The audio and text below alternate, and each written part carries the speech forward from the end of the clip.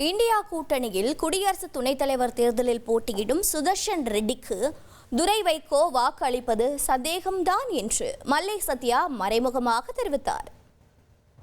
இந்திய குடியரசு துணைத் தலைவர் தேர்தலுக்காக வேட்பாளராக நிறுத்தப்பட்ட சுதாகர் ரெட்டி அவர்கள் தலைநகர் சென்னையில் மாண்புமிகு தமிழ்நாடு முதலமைச்சர் அண்ணன் தலைவர் தளபதி அவருடைய தலைமையிலான மதச்சார்பற்ற இந்திய கூட்டணி நிர்வாகிகளை சந்திப்பதற்காக வந்திருக்கிறார்.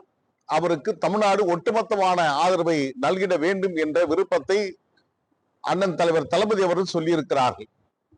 தனி மனிதனா கருத்தியலா என்றால் கருத்தியல் தான் எங்களுக்கு முக்கியம் என்று சொல்லிவிட்டு தமிழராக அண்ணன் சி.பி. ராதாகிருஷ்ணன் அவர்கள் நிறுத்தப்பட்டிருந்தாலும் அவருடைய சித்தாந்தம் எங்களை ஏற்றுக்கொள்ள முடியாத ஒன்று. எனவே கருத்தியல் ரீதியாக நாங்கள் இந்திய கூட்டணியுடைய வேட்பாளரை ஆதரிப்போம் என்று அறிவித்திருக்கிறார்கள்.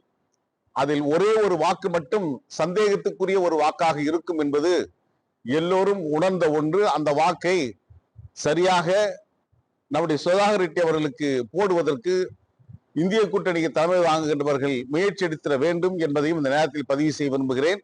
அவர் யார் என்பது நான் சொல்லி நீங்கள் தெரிந்து கொள்ள வேண்டிய இடத்தில் இல்லை. அவர் பாஜகவுடன் திரைமறைவில் கூட்டணி வைத்து எல்லா நகர்களையும் நாள்தோறும் அரங்கேற்றிக் கொண்டிருக்கின்ற அந்த உயர்ந்த மனிதர்.